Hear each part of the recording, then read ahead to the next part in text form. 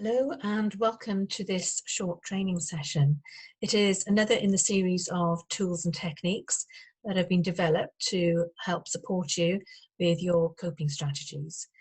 This particular session is going to be on reflective practice. I'm Sally Crompton from Professional Development Centre, and I'm going to take you through a short presentation on this topic. It was Socrates who said that life without inquiry is not worth living. He recognised that learning and reflection are intricately linked and that our personal development is dependent on such inquiry. Reflective practice has become the basis of most professional training today and is increasingly part of the university degree. This is because our ability to reconcile theory with practice and apply ourselves successfully in a role is dependent on our being self-aware and conscious of what we do and why, what we know and what we don't know, how and what we think, and how we are feeling. There are three questions that I wish to answer for you today. The first is, what is reflection and reflective practice? Why is it important? And how do we do it? So the purpose of reflective practice is to bring our reasoning processes and our behaviour patterns to the surface and make them explicit. Some feel that this is a difficult process, and this is because so much of this knowledge is tacit and spontaneous. Now, to explain what I mean by difficult, I have taken this quotation from Carolyn Morn, who says that when we develop a pattern of behaviour that works in certain situations, we will tend to repeat it until it becomes automatic. We can't describe the processes involved because we are not aware of what is going on. It is only when something goes wrong or something unexpected happens that we may stop and think about what we did and what we could or should have done in the situation. So this being the case, how can we surface our reasoning processes and our behaviour patterns? Well, we can do it with the support of a reflection model. And I'm going to take you through this particular model today. It is one of many that are available, but it's one of the most well-known and straightforward that's out there. And this is Kolb's learning cycle.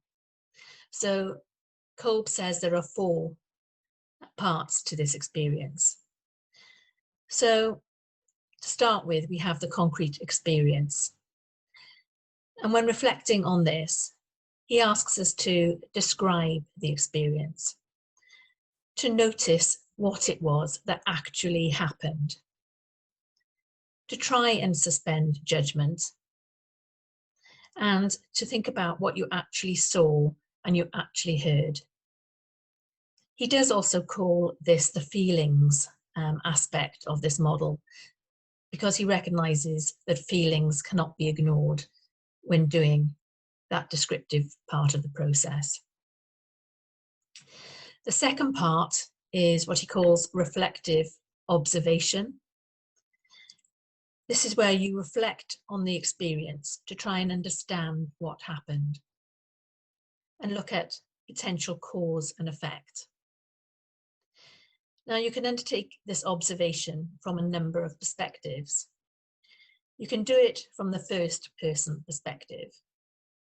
And by that, I mean by standing in your own shoes and looking through your own eyes, as you did when you had the original experience. Or you could do it from the second person perspective. And that's looking at the experience from the perspective of another significant person, perhaps someone else who was there at the time, or from the perspective of somebody that you respect and admire. Thirdly, you can do it from the third person perspective. Imagine you are watching yourself as an actor in that experience and that you are watching a film. The third part of the process, called abstract hypothesis. This is where you seek to find an explanation for the experience, and you might wish to formulate some theoretical understanding around that. What does this new understanding mean for you going forward? So this is the thinking part of the process. So concrete experiences, feelings, then we went to observation, and then you went to thinking. And of course, the next phase after this, the fourth phase, is the doing part of the phase. The action, the practice, what would you do differently? This is where you test out your theory and your learning in the expectation that you will have a better outcome next time around. So as I said, this model is one of many that can support us to evaluate our experiences in ways that hopefully will give us new ways and new insights into improved ways of working, so we can apply those to new situations. There is no right model. The best model is the one that works for you. So how do we go about reflection? Well, there are a number of ways that you can succeed in this. One option is to keep a reflective log. This might be like a journal. It could be something that's easily available for you to pick up, so you can easily access it directly after an experience, or maybe at the end of a day. It's always recommended, if you want to make something into a habit, that a little and often is better. Perhaps at the end of each day for 10-15 minutes would be useful. There are a number of ways in which you can use that log. As we've discussed, you can write from a different perspective. You can undertake free-fall writing, just writing and see what falls out, what comes to the forefront of your mind. You can set mind mapping or drawing if you think more visually. There are a number of advice sites on the web that you can look at to see how you might do this. You can find a critical friend, somebody who you trust and would be happy to be a sounding board for you. You could join an action learning set.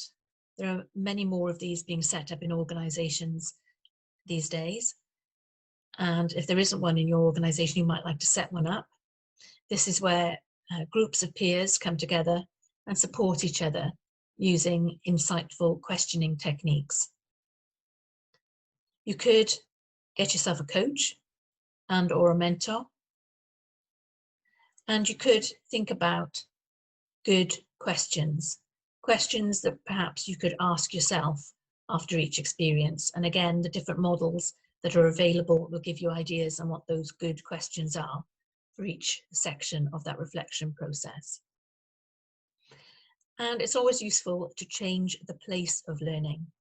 Just being in a different place can offer us a new perspective. And that's always something worth considering. So you can see that reflection can be undertaken successfully, individually, or with others.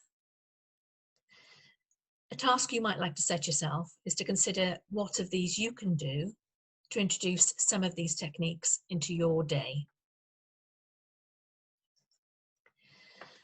So there are a number of benefits from undertaking reflective practice.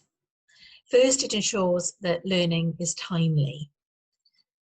It is much more practical and personal to us if we do it in this way. It becomes much more meaningful.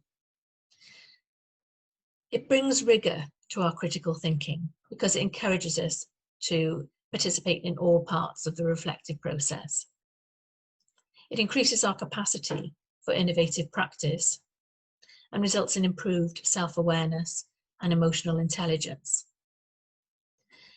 And hopefully it'll ensure that we achieve better outcomes for ourselves, for our colleagues, and for our organisation. I hope this presentation has given you some food for thought and a strategy to help you develop your personal impact and effectiveness in the workplace. The slides I have put into a PDF format so that you can download these at the end of the session. I have also put together a reading list and some recommendations on some of the other models that are out there, should you want to look into this subject further. And that's available for you to download, again, in PDF format. I hope you've enjoyed the session. Please come back. There will be more tools and techniques available over the coming weeks. And thank you for your interest.